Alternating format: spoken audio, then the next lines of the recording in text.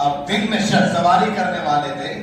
انہوں نے تقریباً 400 علماء کو اپنے یہاں تنخواہ کے ساتھ رکھ کر ایک فتویٰ مرتب کرایا تھا. ہمارے ہندوستان کے حالات کے مطابق ان کے مسائل کو حل کرایا تھا، اور وہ فتویٰ بہت ہی مستند اور بہت ہی جامع اور معنی ہے. آج بھی اس فتویٰ کو فتویٰ عالمگیری نام سے یاد کیا جاتا ہے. جب کسی فتوے کے اوپر مفتیان کرام جب عالمگیری کا حوالہ لکھتے ہیں تو وہ فتویٰ بڑا معتبر کہلاتا ہے. اس فتویٰ کو مرتب کرانے میں ہاتھ ہے حضرت عالمگیر رحمت اللہ علیہ. اور وہ اتنے بڑے متقی اور پرہیزگار تھے کہ خود ٹوپیاں سیتے تھے اور کتابت کرتے تھے، اور کتابت اور ٹوپیوں کے پیسے سے اپنے بال بچوں کی پرورش کرتے تھے. حکومت کی کوئی رشوت لینا تو درکنار، حکومت کی تنخواہ میں بھی وہ اپنے اضافہ نہیں چاہتے تھے. اتنے بڑے اللہ والے، اس لیے 52 سال تک انہوں نے یہاں حکومت فرمائی ہے. بہرحال میں مغلیہ حکومت کی طرف ابھی نہیں جاؤں گا. میں تو یہ کہوں گا کہ جب یہاں انگریز کا تسلط ہوا سن 1756 سے لے کر کے سن 1856 تک، ایک حصہ ایک پارٹ ہے ہمارا جنگ آزادی کا. اس کے بعد سن 1857 سے لے کر کے سن 1934 تک یہ دوسرا پارٹ ہے. سن 1934 سے لے کر کے سن 1947 تک یہ تیسرا پارٹ ہے. اور سن 1947 میں جب آزاد ہوا تو اس کے بعد جو جمہوری نظام اور قوانین بنے تو وہ سن 1947 سے 50 تک، 26 جنوری سن 1950 تک کہیے، بلکہ میں کہتا ہوں ایک طالب علم ہونے کے لحاظ سے سن 1947 سے لے کر یہ 2022 تک، سن 1947 سے لے کر 2022 تک کیا اتھل پتھل ہوا، کیا نشیب و فراز آیا، کیا گرم اور سرد آیا، کیا سچائی اور بےایمانی آئی، کیا ہوا ہمارے ہندوستان کے اندر. یہ 4 پارٹ کے اندر ہمارے ہندوستان کی اس ہسٹری کو اور اس تاریخ کو ہمارے بچوں، ہمارے جوانوں، ہمارے بوڑھوں، ہماری پبلک اور ہمارے پڑھے لکھے جوانوں کے درمیان یہ بیان کرنا چاہیے. اللہ تعالیٰ جو بھی اس تھوڑے سے وقت میں اس گنہگار طالب علم سے بلوا دے گا، دعا فرمائے اللہ اسے قبول فرمائے. میں بہت ہی اختصار کے ساتھ چلوں گا. سن 1756 سے 56 میں یہاں انگریز کا تسلط ہوا، اور وہ اپنا زور، اپنے طاقت، اپنی فوج، اپنی پولیس سے یہاں کی قوم اور یہاں کے عوام اور پبلک کو ستانا شروع کر دیا، ٹارگٹ کرنا شروع کر دیا. کیا کیا کیا وہ بیان کرنے کا وقت نہیں، پڑھتے چلے گئے. ان کے مقابلہ میں کھڑے ہوئے سن 1782 میں سلطان ٹیپو، حیدر علی کا بیٹا. حیدر علی اپنے وقت کے بہت بڑے ولی تھے اور بہت بڑے کرار اور بہت بڑے جوامر تھے. باپ جیسا ہوتا ہے بیٹا ویسا ہی ہوتا ہے، درخت جیسا ہوگا پھل ویسا ہی آئے گا.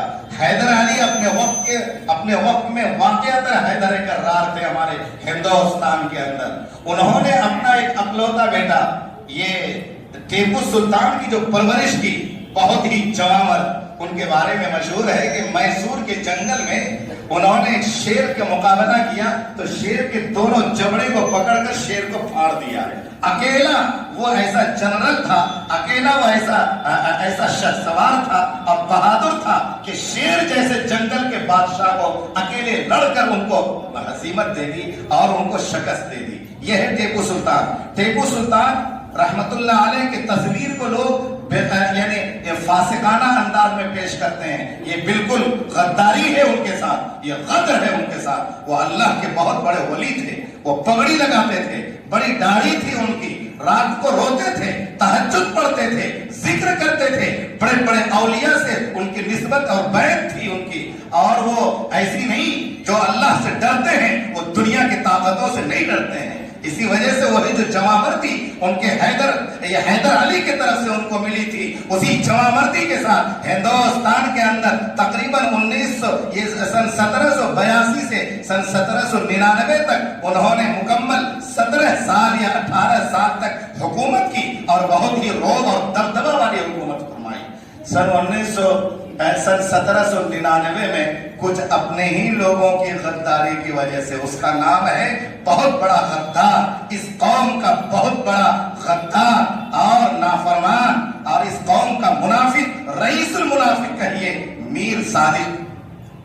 میر صادق دکن کا رہنے والا، کرناٹک کا رہنے والا میر صادق، اس نے غداری کی. اس کی غداری کی وجہ اس نے انگریز کو پتہ بتلایا وہ فلانی جگہ ہے، فلانے اس میں ہے، وہ سرنگا پٹنم کے اندر فلانے قلعے میں چھپے ہوئے ہیں، چلیے وہاں تک میں آپ کی رہنمائی کرتا ہوں. یہ کچھ پیسے لے کر کے اور کچھ رشوت لے کر کے اپنے وقت کے اتنے بڑے سپہ سالار کی وہ خفیہ طور پر ان کی رہنمائی کر دی. اور وہاں یہ سن 1947 3 مئی سن 1799 کو ٹیپو سلطان رحمت اللہ علیہ اس ہمارے ہندوستان سے وہ روپوش ہو گئے. اگر وہ رہتے اور کچھ سال اگر ان کو عمر ملی ہوتی اور اللہ کی طرف سے کچھ ایسے اور اس آدمی نے اگر ایسے غداری نہ کی ہوتی تو آج ہندوستان کا نقشہ ہی کچھ اور ہوتا. بہت بڑے جوان مرد گزرے تھے. تو ٹیپو سلطان رحمت اللہ علیہ ان کی زندگی وہیں تک تھی. اس کے بعد یہیں سے انگریز کی ہمت کھل جاتی ہے. اب تک تو انگریز ٹیپو سلطان سے ڈر کر کے ذرا سا ہاتھ دیکھ کر کے آگے بڑھ رہے تھے. اب ان کی ہمت کھل گئی. اب وہ نہ رات نہ دن نہ شہر نہ گاؤں کہیں سے اب ان کو کوئی ڈر نہیں رہا. اگر ان کو ڈر تھا تو اس شیر وقت اور شیر مسلمان یہ ٹیپو سلطان ہی سے ان کو بڑا ڈر لگا رہتا تھا. جب درمیان سے وہ شیر چھپ گیا تو اب ان کی ہمت کھل گئی. چنانچہ یہ 4 سال کے اندر انگریز نے ایسا ظلم مچایا. ہمارے ہندوستان کا آج جو راجدھانی دلی ہے اس دلی کے اندر تقریباً 1000 مدرسے اور مکاتب چل رہے تھے اور مسلمانوں کا ایک بہت بڑا بول بالا ہمارے دلی شہر کے اندر تھا. تبھی تو وہاں جامع مسجد، تبھی تو وہاں لال قلعہ، تبھی تو وہاں یہ مینار، وہ کون سا مینار ہے، قطب مینار وغیرہ وغیرہ، یہ جو یادگاریں ہیں اس وقت مسلمانوں کا ایک گہوارہ تھا اور بڑے بڑے اولیاء کا گہوارہ تھا ہمارا دلی. یہ اس لیے اس دلی کے اوپر ان لوگوں کا نشانہ ہوا اور دلی کو پہلے ٹارگیٹ کیا تو ہمارے بزرگوں کی نیند حرام ہو گئی، اللہ کے ولیوں کی نیند حرام ہو گئی. یہ چپاتی ٹوپی پہننے والے، یہ چٹائی پر بیٹھ کر پڑھانے والے، یہ قال اللہ قال رسول کی آواز کو بلند کرنے والے، ان میں سب سے بڑے خاندان، سب سے اونچے علمی خاندان، بزرگیت کے خاندان حضرت شاہ ولی اللہ محدث دہلوی رحمت اللہ علیہ، یہ وہ اللہ کے ولی ہیں. اگر ان کے مرتبے کو اگر دیکھیں تو ہماری ٹوپی گر جائے اور ہمارا سر دھم جائے. وہ مولانا شاہ ولی اللہ محدث دہلوی رحمت اللہ علیہ کا پوتا شاہ عبد العزیز محدث دہلوی رحمت اللہ علیہ اس وقت وہ زندہ تھے. سن 1803 میں انہوں نے جنگ آزادی کا فتویٰ صادر کیا. انہوں نے فتویٰ لکھ کر کے پورے ہندوستان کے کونے کونے میں اس فتوے کو عام کرایا اور جنگل کی آگ کی طرح وہ فتویٰ گاؤں گاؤں، اسٹیٹ، صوبہ اور ضلع میں وہ فتویٰ پہنچایا گیا. الحمدللہ پہنچا. اس وقت کے جتنے بھی مسلمان امیر غریب پڑھے لکھے وغیرہ تھے سب کے سب اس فتوے کی وجہ سے یہ انگریزوں سے لڑنے کے لیے وہ اپنے ایک کفن کو اپنے سر میں لے کر کے وہ آ گئے. مسلمان آگے بڑھے. سن 1803 کے بعد اس فتوے کی وجہ سے انہوں نے فتوے میں لکھا کہ آج ہندوستان کے مسلمان اور ہندو اور سکھ اگر اپنے ملک کی حفاظت چاہتے ہیں تو انگریز کو یہاں سے مار بھگانا، ان کے ساتھ جنگ لڑنا اور ان کے جنگ لڑتے ہوئے اگر اپنی جان دینی پڑے، اپنا مال دینا پڑے، جگہ جائیداد لٹانی پڑے تو لٹانا یہ فرض ہے اور اپنے ملک کی دھرتی کو بچانا فرض ہے. 850 سال تک مسلمانوں کی یہاں حکومت جب رہی ہوگی تو بتلائیے یہاں دین کا کتنا بڑا کام ہوتا ہوگا، کیسے اسلام کا چراغ جل رہا ہوگا. یاد رکھیے چنانچہ یہ فتویٰ صادر ہوتے ہی ہم مسلمان آگے بڑھے. مسلمان پہلے کیوں آگے بڑھے؟ اس لیے کہ مسلمانوں کا عقیدہ ہے کہ اپنے ملک اور وطن کی حفاظت میں لڑتے لڑتے دشمن کے مقابلے میں اگر ہم جیت جاتے ہیں تو جیت جائیں گے، ملک ہمارے ہاتھ میں رہے گا. اور اگر نہیں جیتتے ہیں، اگر ہم مارے جاتے ہیں تو ہم شہید کہلائیں گے. اور شہید اسلام کے عقیدے میں زندہ ہے. وہ مرنے کے بعد ان کا قطرہ خون اپنے جسم سے نکل کر مٹی تک پہنچ نہیں پاتا ہے کہ اس کا زندگی کا سارا گناہ معاف ہو جاتا ہے، سارا گناہ معاف ہو جاتا ہے. اور وہ قبر میں جانے کے بعد ہمیشہ کے لیے وہ زندہ رہے گا. قرآن کہتا ہے 4 پارے میں، 2 پارے کے اندر، وَلَا تَقُولُوا لِمَنْ يُقْتَلُ فِي سَبِيلِ اللَّهِ أَمْوَاتٌ، جو اللہ کے راستے کی بلندی کے لیے، دین کی بلندی کے لیے جان قربان کرتے ہیں، ان کو تم مردہ یوں ہی مت کہو، بل احیاء، بلکہ وہ سب زندہ ہیں. اور 4 پارے میں ہے یرزقون، ان کو روزی مل رہی ہے، وَلَكِنْ لَا تَشْعُرُونَ، لیکن اے مسلمانوں تو ان کی زندگی کو تم نہیں سمجھ پاؤ گے. تم تو دنیا کے اندر زندگی سمجھتے ہو تو چلے پھرے کھائے پیے اٹھے بیٹھے وہ زندہ ہے. نہیں، وہاں کی زندگی اور ہے، یہاں کی زندگی اور ہے. وہ زندگی وہاں وہ پا رہے ہیں. اس لیے ہمارا عقیدہ ہے کہ جو بھی شہادت کی موت پائے گا، شہادت اگر وہ پہلے جیت گیا تو جیت گیا، نہیں جیتا اگر وہ ہار گیا اور شہید ہو گیا تو وہ تو ان کے لیے جنت الاٹ ہے، جنت سامنے ہے. تو یہ عقیدہ مسلمانوں کو ہے. اسی وجہ سے مسلمان اپنا تن من دھن یہ سب کچھ بازی لگا کر غیروں کے مقابلے میں، باطل کے مقابلے میں وہ ہمیشہ وہ ٹکراتے ہوئے آئے ہیں. کبھی وہ اپنے ہزیمت پسند نہیں کیے. بہرحال کہ ہمارے علماء آگے بڑھے. چنانچہ سن 1834 میں اسی فتوے کی وجہ سے مولانا شاہ عبدالعزیز محدث دہلوی رحمۃ اللہ علیہ کا ایک بڑا شاگرد اور ایک بڑا مرید بریلی شہر کا رہنے والا سید احمد شہید بریلوی رحمۃ اللہ علیہ، ان کی کمانڈری میں تقریباً 50,000 مسلمانوں کو اور تقریباً 14,000 علماء اور اولیاء کو ان کے ساتھ جو ہے بھیجا گیا. کہاں بھیجا گیا؟ اس وقت جو ہے راجاؤں کی حکومت جگہ جگہ انگریزوں نے قائم کر رکھی تھی. تو علاقہ پنجاب کے اندر راجہ رنجیت سنگھ کی حکومت تھی. راجہ رنجیت سنگھ بہت بڑا ظالم تھا اور گورنروں کے مقابلے میں وہ بہت بڑا ظالم گورنر تھا. انہوں نے اس تاریخ میں نہیں جانا چاہتا. تو راجہ رنجیت سنگھ کا تختہ پلٹی کرنے کے لیے یہ سید احمد شہید بریلوی رحمۃ اللہ علیہ کی کمانڈری اور ان کی قیادت میں علماء، حفاظ، قرہ اور یہ ماسٹر، یہ ڈاکٹر، یہ وکلا، یہ سب کے سب ان کے ساتھ ہو گئے. اور وہاں سے بریلی شہر سے یا دلی شہر سے یہ قافلہ چلتا ہے. اور حضرت شاہ ولی اللہ محدث دہلوی رحمۃ اللہ علیہ کے خاندان میں سید اسماعیل شہید رحمۃ اللہ علیہ وہ ان کے ساتھ ہو لیتے ہیں اور چلتے چلتے راجہ رنجیت سنگھ سے جا کر کے مقابلہ کرتے ہیں. اور مسلسل 7 دن تک مقابلہ ہوتا ہے. مقابلہ ہوتے ہوتے ہزاروں کو ان لوگوں نے تحت کیا، ہزار ان لوگوں نے بھی اور ہمارے لوگوں کو تحت کیا. وہی 14,000 علماء شہید ہوتے ہیں. کتنے؟ 14,000 علماء شہید ہوتے ہیں اور تقریباً 21 یا 21,500 عام پبلک شہید ہوتے ہیں.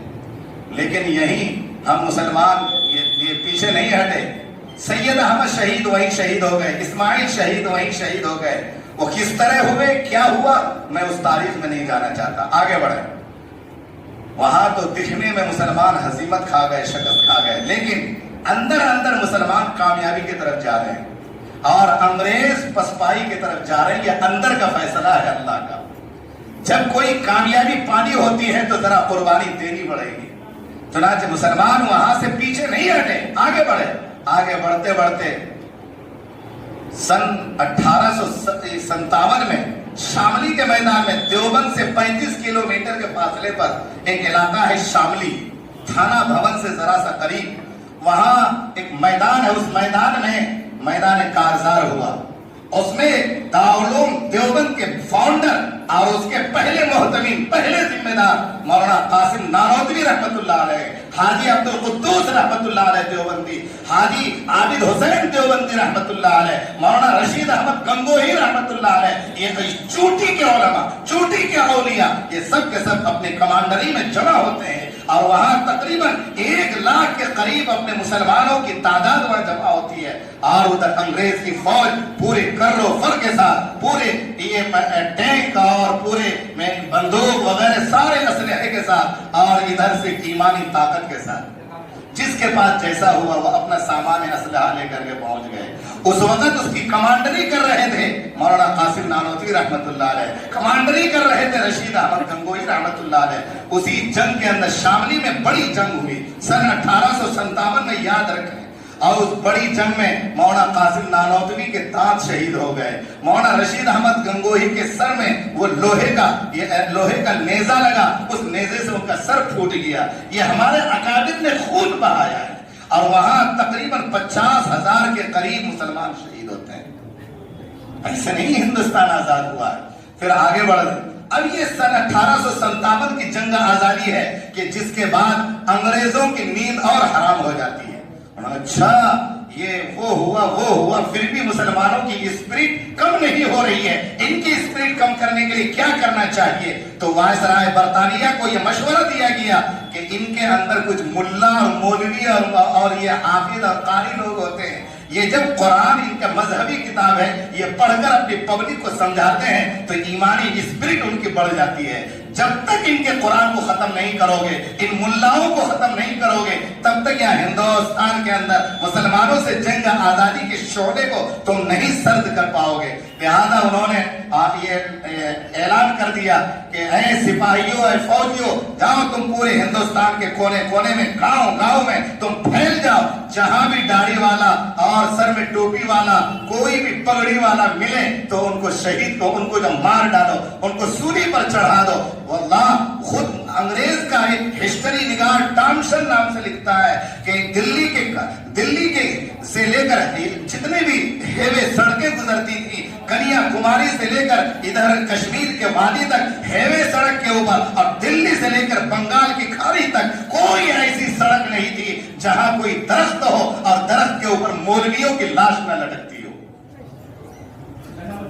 यही टॉमसन लिखता है कि दिल्ली जामे मस्जिद के करीब मेरा कमरा था।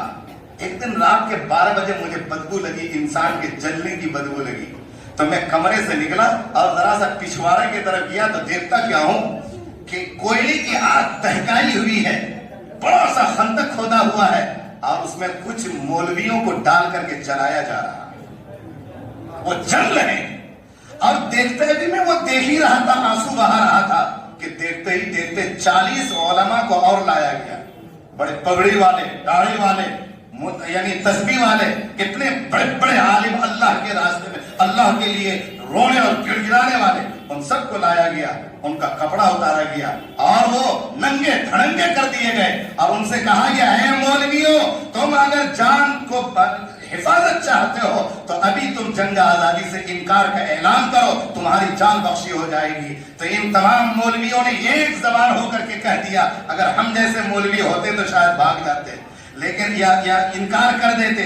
लेकिन वो लोग तो उन्होंने कहा कि हम बिलाल की औलाद हैं, बिलाल की औलाद हैं, हम जान दे सकते हैं मगर बातिल के सामने इनकार नहीं कर सकते। जान मांगो तो जान देंगे, मान मांगो तो मान देंगे, पर हमसे ना हो सकेगा कि नबी का जाओ जला देंगे। वतन की हिफाजत के मुकाबले में किसी दुश्मन के मुकाबले में हजीमत कबूल करना ये मुसलमानों की शाया निशान नहीं है। जान जा सकती है पर अपने वतन की आजादी हम ले करके रहेंगे। ये कहना था कि देखते ही देखते उन लोगों को आग में झोंक दिया गया और मछली की तरह वो जल भुन करके रह गए। एक रात का वाकया नहीं, सैकड़ों रात का वाकया। हर रात उन लोग वहां दिन भर आग दहकाई जाती थी, रात को उलमा और मौलवियों को वहां डाला जाता था। आप समझते हैं कि उलमा की कुर्बानी नहीं है? अगर पूरी तारीख वक्त लेकर के बोला जाए, आपके आंखों से आंसू की धारी बह जाए। बहरहाल यहां से आगे बढ़ते हैं। हमारे उलमा को फिक्र होगी कि ऐसे ही उलमा अगर फांसी लटकाए जाते रहे और कत्ल होते रहे तो हमारे हिंदुस्तान से इल्म का और इस्लाम का चिराग गुल हो जाएगा। हमको तो यहाँ इस्लाम को भी बाकी रखना है और अंग्रेज के मुकाबले में लड़ने के लिए फौज भी तैयार करना है। चुनांचे हमारे उलमा और अकाबिर सर जोड़ करके बैठे देवबंद शहर के अंदर और वहां बैठकर मशवरा लिया कि एक अजीम इदारा और ये मदरसा कायम होना चाहिए जिसमें ऐसी तालीम हो कि इस्लाम की उस तालीम में हिफाजत हो। नंबर 2, और वहां के पढ़ने वाले को हौसला दिया जाए कि वो जंग आजादी के लिए सिपाही बने। अब नंबर 3, हर कच्चे पक्के मकान में दीन पहुंचाने का इंतजाम हो। ये 3 मकसद के साथ उन्होंने वो मदरसा दारुल उलूम देवबंद की बुनियाद रखी सन 1867 में। इसी इरादे के साथ सन 1871 में नदवतुल उलमा लखनऊ की बुनियाद रखी गई। सन 1875 में मदाहिल उलूम सहारनपुर की बुनियाद रखी गई।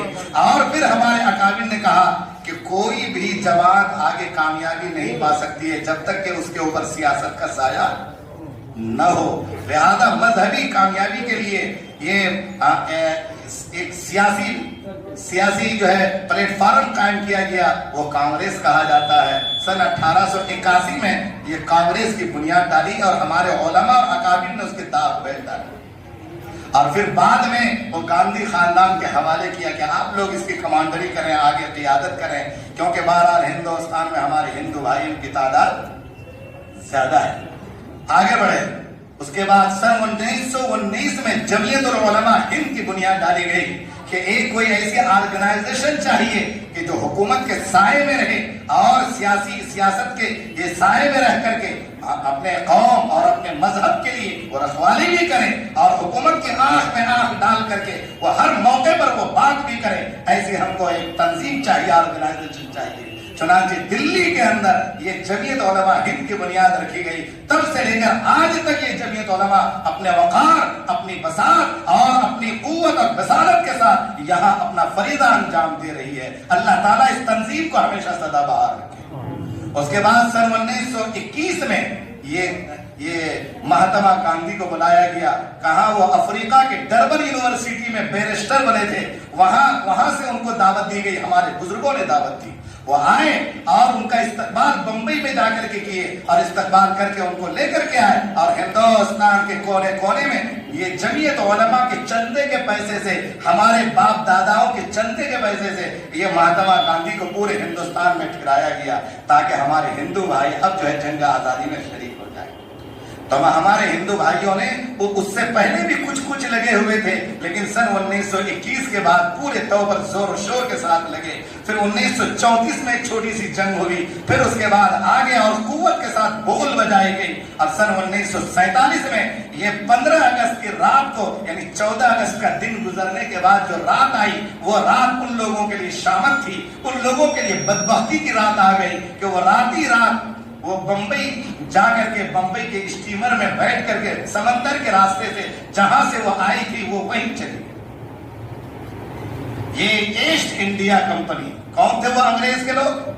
ईस्ट इंडिया कंपनी जो सन 1700 कुछ ईस्वी के अंदर वो लोग यहाँ आए थे और हमारे बुजुर्गों की मेहनत से, अपने पुरखों के मेहनत से, ये पौने 200 साल की मेहनत के बाद और 150 साल की मेहनत के बाद उनको यहाँ भागने पर मजबूर कर दिया।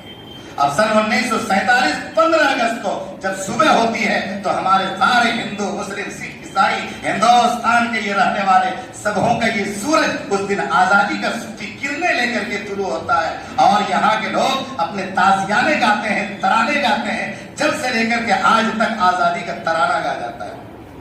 तराना गाया जाता है कि नहीं गाया जाता है ना भाई? ये हिंदुस्तान आजाद हुआ, लेकिन वो सन 1947 से लेकर के आज 2022 ये 75 साल हो रहे हैं। ये 75वां 15 अगस्त मनाया जाएगा। परसों ये सोमवार को जो 15 अगस्त मनाया जाएगा और आजादी का जो जश्न मनाया जाएगा और जो त्योहार, ये जश्न त्योहार है, ये जो त्योहार आजादी का मनाया जाएगा ये 75वां है। लेकिन ये 47 से लेकर के ये 2022 तक कहाँ ऊपर कहाँ नीचे, कैसा नशेब, कैसा फराज, कैसा उथल और पुथल, कैसा गर्म और कैसा सर्द हवा हमारे मुल्क में चल रही है, वो सब हम और आप जान रहे हैं। खासतौर पर सन 2014 से कैसी गर्म हवा चल रही है, कैसे हमको इस लू में और इस गर्मी के लू में हमको कैसे झुलसाना चाहते हैं लोग और कैसे हमको यहाँ से भस्म करना चाहते हैं। लेकिन याद रखिए, जब कभी भी खून की जरूरत पड़ी, जब कभी भी खून की जरूरत पड़ी, सबसे पहले ही गर्दन हमारी कटी। फिर भी कहते हैं ये अहले चमन, ये चमन है हमारा तुम्हारा नहीं। यानी ये टोपी वालों का नहीं, ये मोहम्मदन का नहीं, ये मुसलमानों का नहीं, ارے یاد رکھو ہندوستان کا تم کچھ بھی کر سکتے ہو لیکن ہندوستان کی سرزمین کو مسلمانوں سے کبھی تم خالی نہیں کر سکتے۔ یہ ولیوں کا ملک رہا ہے، یہ رشی منش کا یہ ملک رہا ہے، یہ ولیوں کے راستے سے، خانقاہی راستے سے ہمارے ہندوستان کے اندر اسلام بھی آیا، جنگجو بھی آئے، حاکم بھی آئے، حکومتیں بھی آئیں، اور آج تک یہ خانقاہیں زندہ ہیں اور آج بھی یہ مدرسے زندہ ہیں۔ ارے یہ مدرسے ہمارے اسلام کے قلعے ہیں، ہمارے اسلام کے چھاونیاں ہیں۔ جب تک یہ مدرسے قائم رہیں گے، جب تک یہ چپاتی ٹوپی والے، یہ ملاؤں کی جماعت ہندوستان کے اندر کام کرتی رہے گی، یہ جماعت جب تک باقی رہے گی، کوئی مائی کا لال ہندوستان کی سرزمین کو اپنے یہ مسلمانوں کے اور اسلام کے چاہنے والوں سے خالی نہیں کرا سکتے انشاءاللہ۔ لیکن ضرورت ہے میرے دوستوں، ہم کہیں 47 کے بعد، آزادی کے بعد خود آزاد تو نہیں ہو گئے، ہم اللہ اور رسول کی رسی سے آزادی ہو گئے، آزاد ہو گئے۔ ملک آزاد ہوا تو ہماری فطرت بھی اب آزاد ہو گئی، ہمارا دماغ اور برین بھی گویا خدا رسول کے ڈر سے آزاد ہو گیا۔ نہیں، ہمیں ہر موقع پر اللہ رسول کے رسی کو پکڑے رہنا ہے۔ قرآن پاک 4 پارے کے 2 رکوع میں ہم سے بوام کے دوحل ہم سے مطالبہ کر رہا ہے، وَاعْتَصِمُوا بِحَبْلِ اللَّهِ جَمِيعًا وَلَا تَفَرَّقُوا۔ مسلمانوں، اللہ کی توحید کی رسی کو، اللہ کی اطاعت، فرمانبرداری، نماز، روزہ، حج، زکات، شادی، بیاہ، میراث وغیرہ، یہ جتنے بھی مسائل ہیں، ان تمام مسائل کو قرآن اور حدیث کی روشنی پر کے مطابق عمل کرنے کے سلسلے میں اللہ کی رسی کو مضبوطی سے پکڑے رہو۔ آپس میں افتراق اور انتشار مت کرو، تو میں آپس میں نہ کرو۔ یہ اتحاد کی طاقت ہم اور آپ کے لیے کامیابی دلائے گی۔ اللہ تبارک و تعالی ہم اور آپ کو یہ جنگ آزادی کی یہ جو تاریخ 15 اگست جو آ رہی ہے، اس 15 اگست کو بڑی خوشی کے ساتھ منانے کی توفیق عطا فرمائے۔ ابھی ہماری حکومت نے کہا ہے کہ 13 اگست سے لے کر کے 15 اگست کی شام تک ہر گھر میں ترنگا ہونا چاہیے۔ خوب ترنگا ہم لگائیں، ہم ظاہری طور پر بھی ترنگا کو پھہرائیں اور باطنی اعتبار سے بھی ہم حکومت کے لیے دعا کریں کہ اے ہماری حکومت، اللہ آپ کو ترنگا کا لاج رکھنے کی توفیق عطا فرمائے۔ جس ترنگا کو آپ گھر گھر لگانے کا آرڈر دے رہی ہے، آپ اس ترنگا کی لاج رکھیں۔ ترنگا کی لاج یہ ہے کہ آپ ہندو، مسلم، سکھ، عیسائی سب آپس میں رہیں، بھائی بھائی، آپ آپس میں بھائی بھائی رہنے کا پیغام دیں۔ آپس میں بٹوارا RSS اور غیر RSS میں آپ بٹوارا کا کام نہ کریں۔ اللہ تبارک و تعالی ہم سب کو، ہم مسلمانوں کو اپنے پرکھوں کے اس ہسٹری کو لے کر کے کچھ آگے بڑھنے اور اپنے جوانوں کو سبق لینے کی توفیق عطا فرمائے۔ وآخر دعوانا ان الحمد للہ رب العالمین۔